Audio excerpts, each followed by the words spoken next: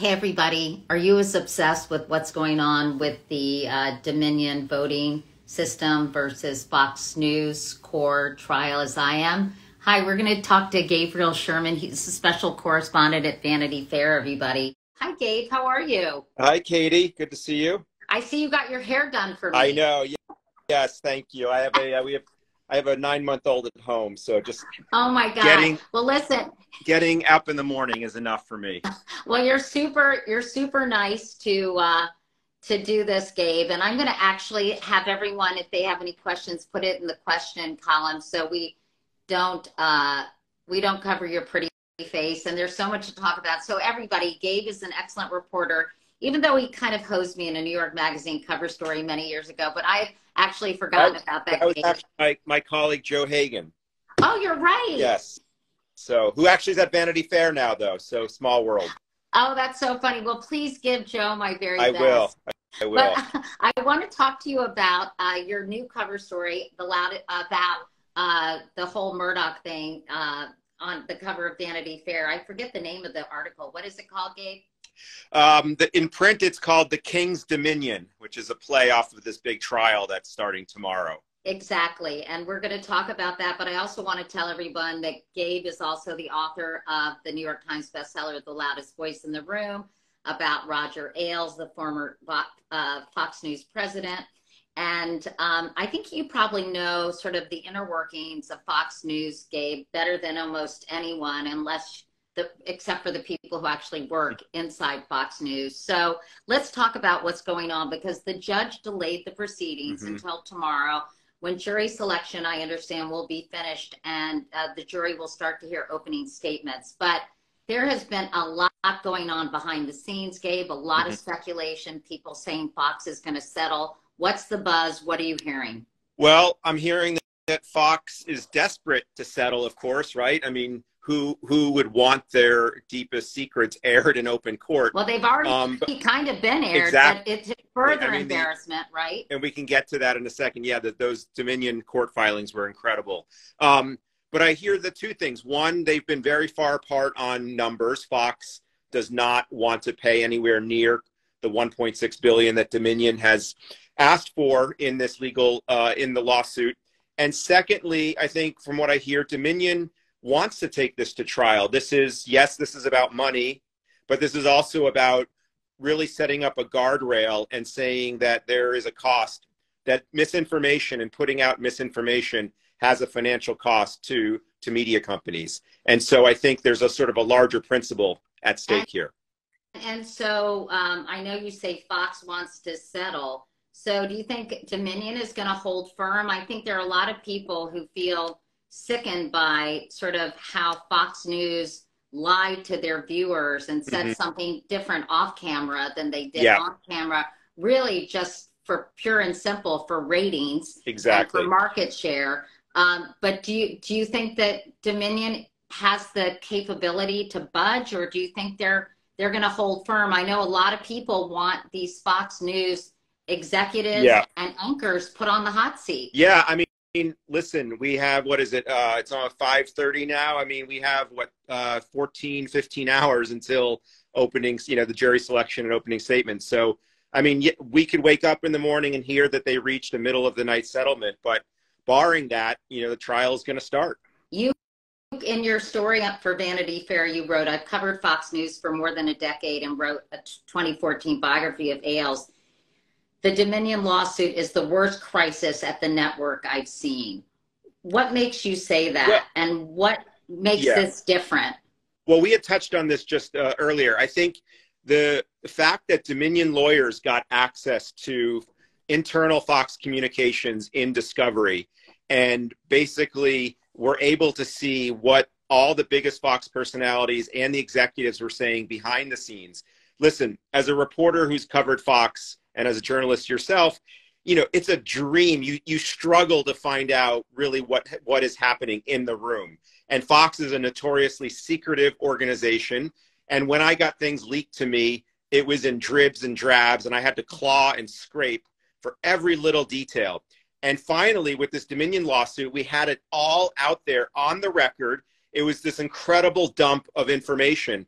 And so Fox has never been exposed like this since Roger Ailes founded the network in 1996.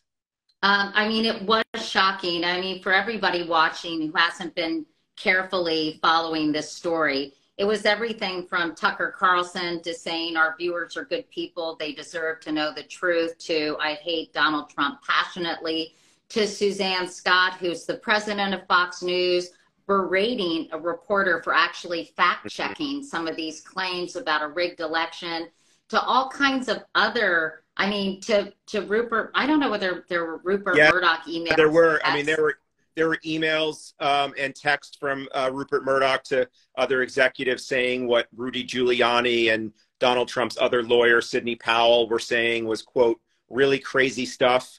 So from the highest levels on down, they knew all these claims were BS. And yet on the air, they were promoting them. And I think that no matter what happens in the trial, will forever define Fox as being not a news organization, but as pure propaganda.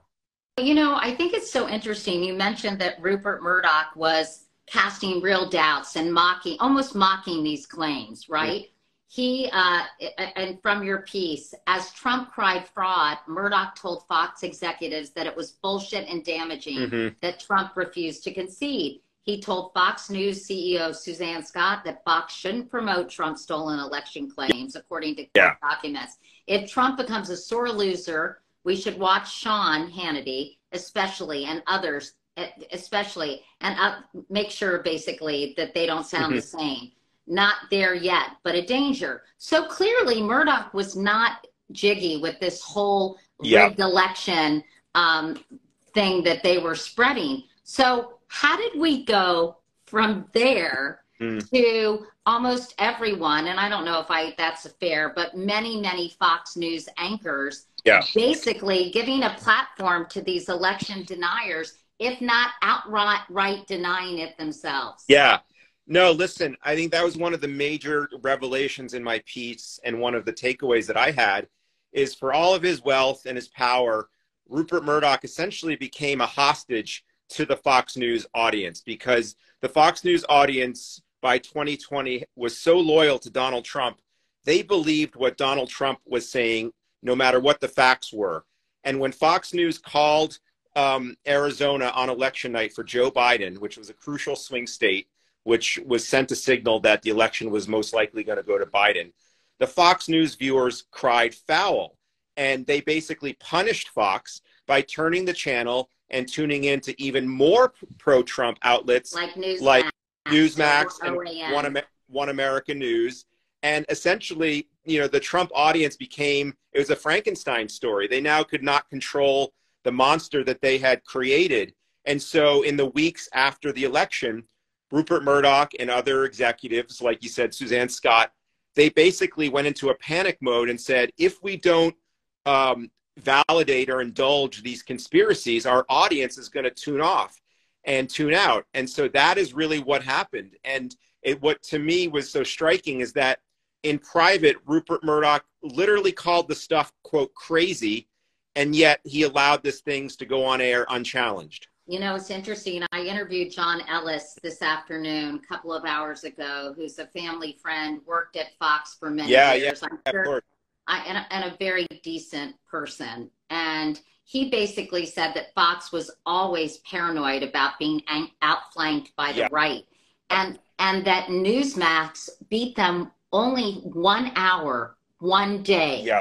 And they completely freaked out, overreacted, and suddenly everything changed. Does that jive with your reporting? Yeah, no, I think we've seen this, you know, play out in the past. You know, Roger Ailes, when he ran Fox, was always very worried that there would be a competitor to rise up and outflank them. And we saw glimmers of this when, especially around the rise of online media, when Breitbart News started to really take off.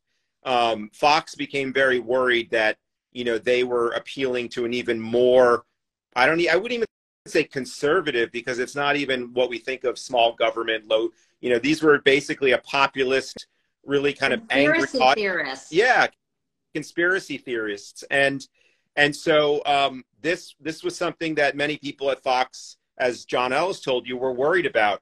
Now, the irony is that if they had probably stayed the course, in the long run, it would have played out. In fact, they've almost got themselves into this mess by overreacting.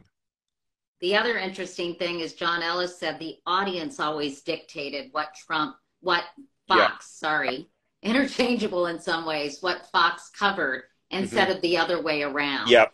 And such a craven desire for ratings above all else kind of gave them absolutely zero North Star Exactly. in terms of the kinds of things they were covering. Another thing interesting that John told me that I'd love to hear, Gabe, your reaction to, he believes if Roger Ailes had still been there with all his faults, that he would never have let this happen. Yeah. That he was that he believed in the democratic process. Of course, he was also a manipulative person who did a lot of bad things. But when he left and died, there was a huge leadership vacuum at Fox News. The anchors became sort of their own, they had their own fiefdoms, and nobody was strong enough to tell them, hey, knock it off, or we cannot lie to our viewers. Exactly. I'm curious, do you think Roger would have, I mean, it's ironic that someone is saying that Roger Ailes would have done the right thing, because obviously he's been exposed as such a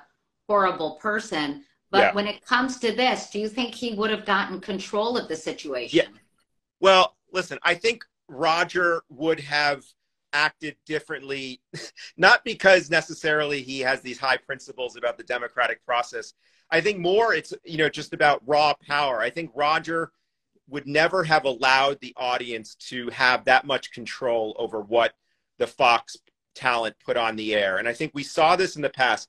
If you rewind back to the Obama years, when Glenn Beck moved his show from CNN to Fox News, and he had his radio show, Glenn Beck became this, right-wing phenomenon. Remember he had that crazy march on the Mall, hundreds of thousands of people. He was like this messianic figure. And I know inside Fox, that was starting to create a lot of anxiety, because Glenn Beck's audience was more loyal to him than the network. And yet Roger was able to push out Glenn Beck and replace him with another program and not lose 1 ounce of ratings. And that was because Roger knew how to manage those situations. And Roger always believed that Fox News was the star, that Fox was the brand, and anybody that was on Fox was there to serve the brand. And what happened, as you again, Katie, you pointed out, when Ailes was fired and then when he died, there was this total lack of vision. And the only thing producers did is they looked at the overnight ratings and they saw what worked, and they said, let's do more of that. Well, in 2016, what worked on the right was promoting Donald Trump. And that's what led us to the situation. And then what worked was saying the election was rigged after 2020. Exactly. I mean, they followed Trump down the rabbit hole. That's the thing, is once they made their deal with Trump, they were going to go wherever to crazy town he was going to go. And again, one of the sort of levels of irony of the story that I can't get enough of is that not only did Rupert Murdoch think the election conspiracies were, quote, crazy, he hated Trump on a personal, and he didn't respect him as a businessman. He thought he was appalling. He was a bore. There were so many articles that he was going to ride the Ron DeSantis train. Yeah. And then, that's sort of the timing of all this confuses me, Gabe, because in the article you talk about how Murdoch became increasingly radicalized politically. He had this short-lived engagement to this Ann Leslie Smith, who had kind of a QAnon-style politics. And yet he did think that Trump's claims of a stolen election were batshit crazy. So can you explain how those two trends intersected? And I don't know, the timing of it is a little puzzling to me. Well, listen, I think in terms of like being like radicalized, it wasn't universal to the election. I think the radicalization was a little bit also a reference to his views about COVID, because when COVID broke out in March of 2020, Rupert Murdoch was married to Jerry Hall at the time, and they took COVID precautions But then over time, as, Rupert, consumed all of this right-wing media about the vaccines maybe don't work and all the misinformation, in recent months, he just basically cast doubt on whether COVID was that serious. And he got, to his detriment, he got a very serious case of COVID last summer. And so, yeah, he doesn't subscribe to all the levels of crazy on the right, but, especially around COVID, that was one of the flashpoints in his marriage to Jerry, was that she was really trying to protect him from getting sick. And he eventually just said, this is like not a big deal. Yeah.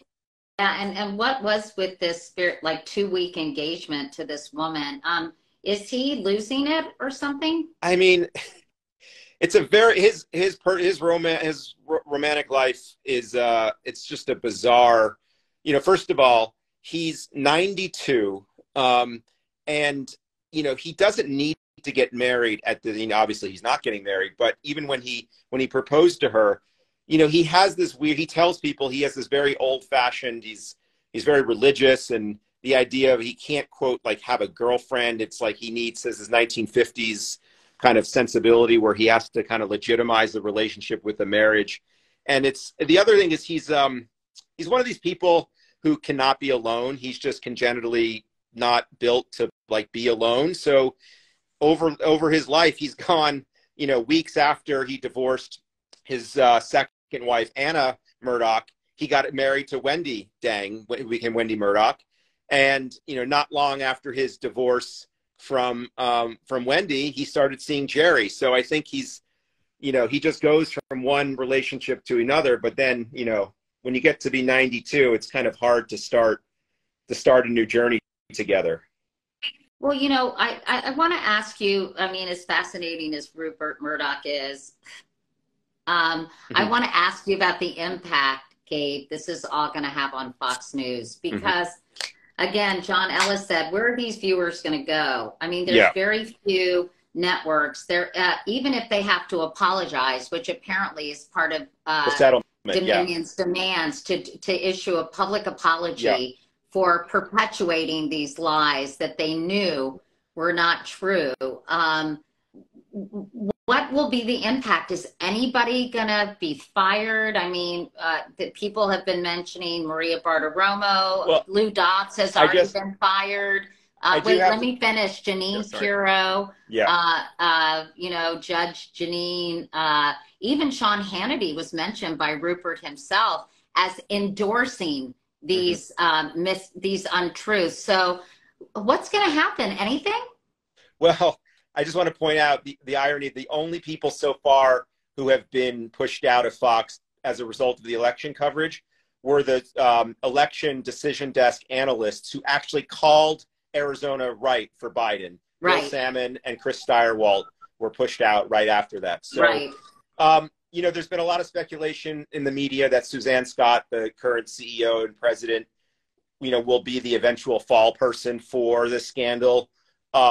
And, Murdoch has a history of, making somebody else take the fall when the dust settles. Rebecca Brooks, who used to run Murdoch's UK newspapers, was pushed out after the phone hacking scandal. But then, Rupert hired her back several years ago. So even that was not a long-term, exile from the company. So, listen, I think it's unclear what's going to happen. I think on a financial basis, Fox is a huge company. If Dominion gets anywhere near what they're asking, I think Fox can weather it. But I think long term, is where there's really going to be damage. Yes, where's their audience going to go?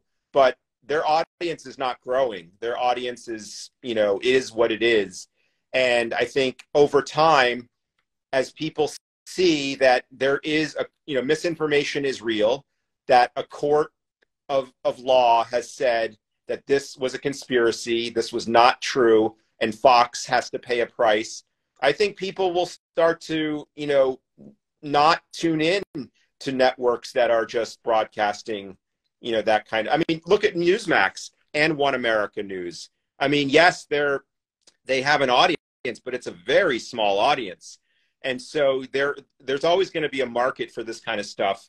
But I think it's not a growth business if you're paying millions of dollars and having to retract stories because you made it up to get ratings. I mean, at the end of the day, I don't think the audience wants to be lied to. And I think what Fox showed is they have a lot of contempt for their audience. Like how dumb do they think their audience is that behind the scenes, there's that amazing moment at the end of one of my favorite movies, A Face in the Crowd, Celia Kazan film, where Lonesome Rhodes, who plays the, kind of this populist firebrand TV and radio personality, the way he's brought down is that he's exposed for what he really thinks of the audience. And it kind of goes over a hot mic and basically everyone tunes out and he's disgraced. And essentially, I kind of think what those emails and texts that came out in the court documents are a version of that. I mean, Fox is like, yeah, Trump's awful. Rupert says that the conspiracies are crazy. And then they go on and they say, oh, no, this is all great. I mean, like, it's a bunch of phonies. And if you're the audience, you're like, do I really want to watch people that in private think that I'm stupid? I don't know. I wouldn't watch that. I hate to say it, Gabe, and maybe I've just grown too cynical, but I think you're being overly optimistic because a recent CNN poll that was taken just about a month ago. Now, it was a pretty small sampling, but 63% of those Republicans or independents leaning Republican still believe the election was rigged. So I'm just not sure that people will feel insulted. I think they will feel betrayed that with an apology or any kind of serious interrogation or effort to actually uncover facts.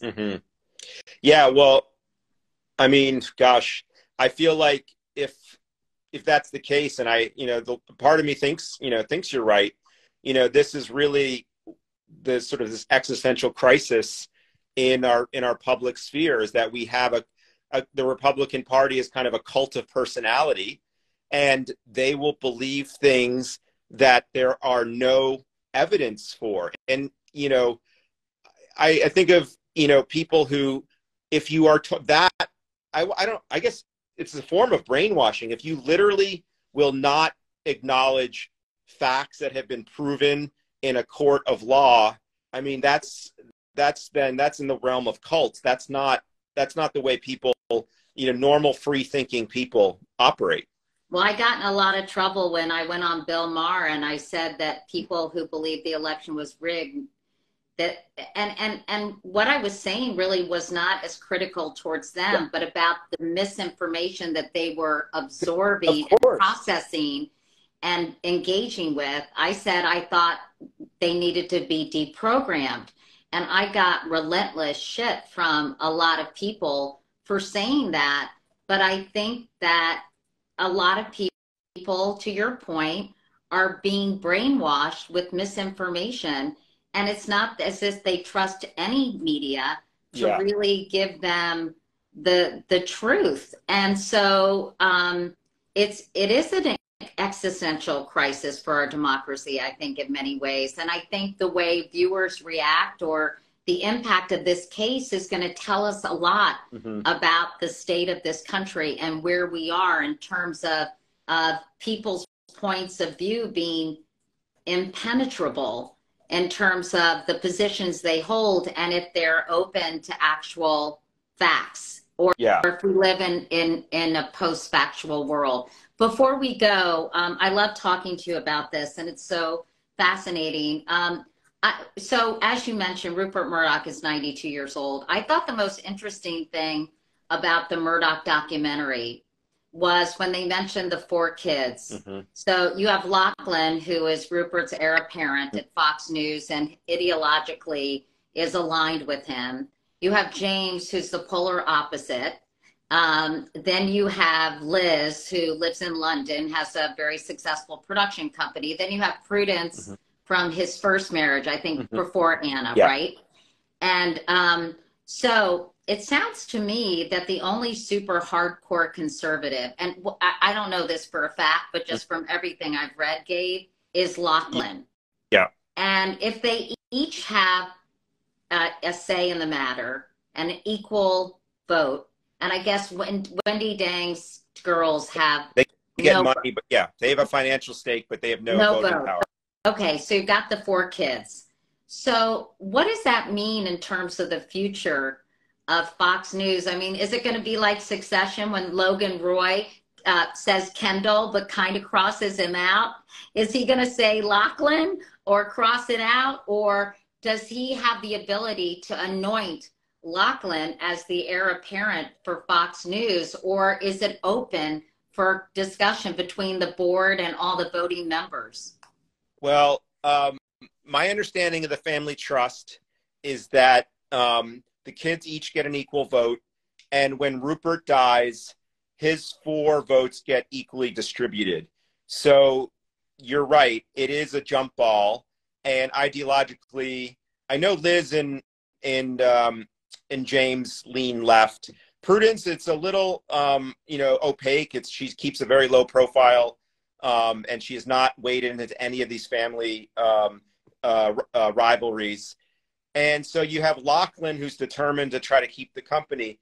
Now, one thing someone told me that was very surprising when I was reporting this story is that Liz really wants to have a close relationship with her father, and she doesn't want Rupert to die feeling like they had. That. I read that, but after he's dead, I mean, aren't all bets They off, are, Gabe?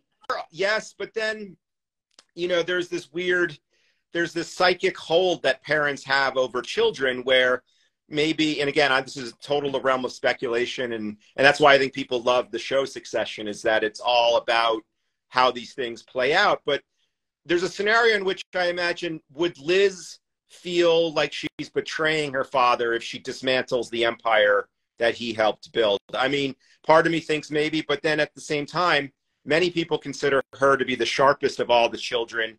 And she tried to, play in the competition to run the company. And more than 20 years ago, she saw the writing on the wall and that her dad was never going to give her the due because she's a woman. And she left the company, and actually is probably the smartest thing anyone in the family has done, because she went on to have her own very successful TV producing career. But yes, politically, if Liz and James teamed up and they could convince Prudence to go with them, then Lachlan is outvoted and the company can be sold, or Fox News can become more centrist and have more journalistic integrity. But I guess it's really going to come down to Prudence and Liz, or the swing votes. Fascinating. And do you think they would sell it, or do you think they would change the aperture of Fox News and the character of it? Because, by the way, if they do, I'm sure it will be much less successful. Let's be honest. Yeah. Yeah. No, part of me thinks that they may just decide to sell it just to be rid of it. I mean, I don't see, they're all spectacularly wealthy. They're all, the children are all multi-billionaires.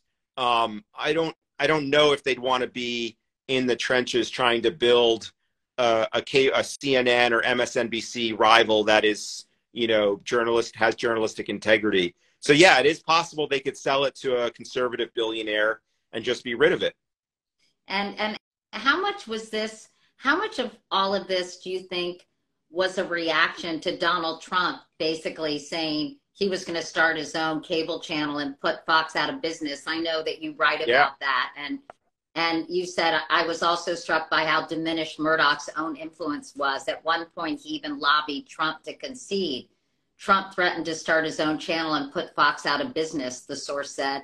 Murdoch seemed trapped by the people he radicalized, like an aging despot hiding in his palace while the streets filled with insurrectionists. Mm-hmm. Nicely written, by the way. Oh, thank you. Yeah, no, that's my image of him, is that he basically became beholden to what Trump and his followers wanted. And now they're paying the price, and we'll see tomorrow, if there's not a 11th hour settlement, what the outcome's going to be. You said after interviewing dozens of people for this story, I was struck by how sad all of the Murdoch seem. Yeah, I mean, it's and that's the one among the things that Succession captures so brilliantly about this world is that, you know, when family and business and politics and money become all intertwined, it's really hard to have any, you know, family relationships are hard enough to begin with. And when you layer that all on top, you know, all these siblings just are essentially kind of estranged from each other. James doesn't even speak at all to Lachlan. I report in the story that Rupert, through an intermediary, tried to get James to come to his 90th birthday party. James didn't go. And so, you know, this family has an empire, but, you know, they don't have any love and relationships between them. And that, on a human level, no matter what your politics are and whatever you think of the Murdochs, just on a basic human level, that's sad. And it kind of raises the age-old question, like, what's all this money for? I mean, what does it get you? I mean, it gets you a private jet and a nice house, but I mean, if you don't talk to your family, I mean, I wouldn't trade that. A lot of people were commenting in the question section that they would be disappointed if Fox settled. I hate to say it, but I do think there are a lot of people who feel they should be taken to task and they should have to be held accountable and they should have to pay the piper and every other cliche you can think of and be really exposed publicly.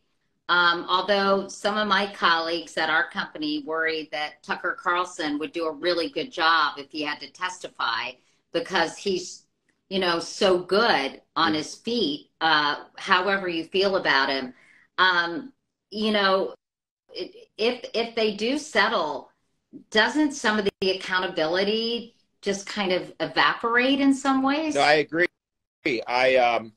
I agree that a trial is a much fuller accounting, and it puts all of this on the record, even beyond what has already been on the record with the court documents. But just having to see the Fox hosts, and there's no cameras, unfortunately, so we won't see them, but to have them have to go into a courtroom under oath, explain what they did, there is justice in that. And so just as a citizen, I hope Dominion doesn't settle tonight. By the way, someone asked for a quick recap. Right now, the trial, the proceedings have been delayed by the judge in Delaware. We don't know if Fox has settled. There's a lot of speculation about that. But as of now, for people who have been actually having a life, the things will go on tomorrow. As far as we know, jury selection has begun but hasn't been completed, and opening statements will commence tomorrow, correct?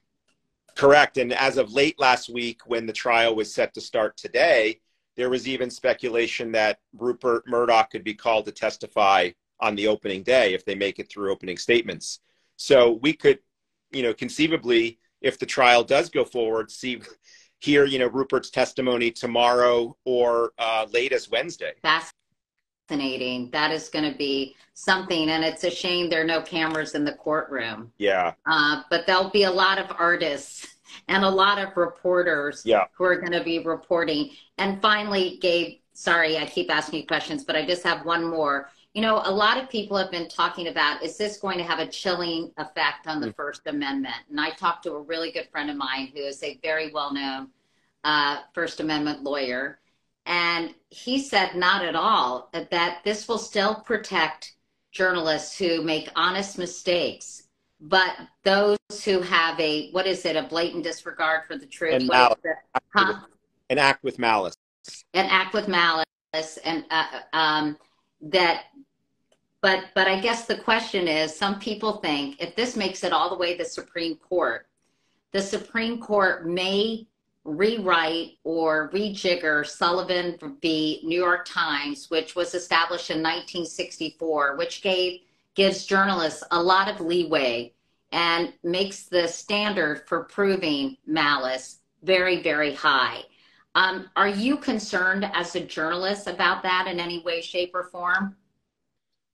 No, I'm not. And I think echo what you said. I mean, I think the courts have demonstrated the precedent as established by Sullivan is that journalists, if they have a reckless disregard for the truth or act with malice, can be held accountable. But if you are doing a story and you make a mistake and you correct it, that's just, you know, part of the process. And Fox did not act like a journalist. They acted like a political organization. And so I don't think them being... Well, some might argue, just to play devil's advocate, Gabe, that the Supreme Court has increasingly acted like a political organization and maybe, you know, maybe predisposed to see things as Fox does. Mm-hmm. Yeah, I mean, listen, I'm not a lawyer, so I'm not the best source on the legal ramifications. I think, you know, I just am wearing my journalist hat, and I know the care that I put into my work and you put into your work and other reporters put into theirs. And I think there really should be a line drawn between the work that journalists do and the kind of sort of entertainment / propaganda Fox does. And that's I would suggest that in this current landscape, Fox isn't alone. Mm-hmm. When it comes to that kind of misinformation and disinformation. And that's a whole nother conversation, Gabe, we can have another time, because there is so much, I think, reckless disregard for the truth, not by legitimate journalists, but by quote unquote journalists or people who have access to the public square now because of technology, that, you know, there might have to be some reconsideration about how we get a handle on that. And I'm not suggesting, I'm a big, you know, believer in the First Amendment, but I also feel like we have a huge disinformation issue in this country. And I don't know how you balance freedom of speech and the First Amendment with so many outlets and individuals, I think, exhibiting on a daily basis a reckless disregard for the truth. So it's a lot to handle. Yeah, I mean, we saw this just briefly. We saw this last year with the Alex Jones trial and the Sandy Hook case, where, you know, the victims' families of the Sandy Hook school massacre, they won something like $900 million in damages for the misinformation that Alex Jones, who's a conspiracy theorist, radio personality in Texas, was putting out. Listen, thanks a lot for your time. It was a great piece that you wrote about Rupert Murdoch. It's a fascinating story, and it's a really, really upsetting story to me, because I care about legitimate news, and I hope that there is a price to pay for recklessly disregarding the truth. Yep. So, well, we'll see tomorrow morning if the trial goes forward. So thanks for having me, Katie. Great to see you, and congratulations on your new baby. Okay, thank you. Hope you get some sleep. Thanks, everybody. Bye. Okay, bye.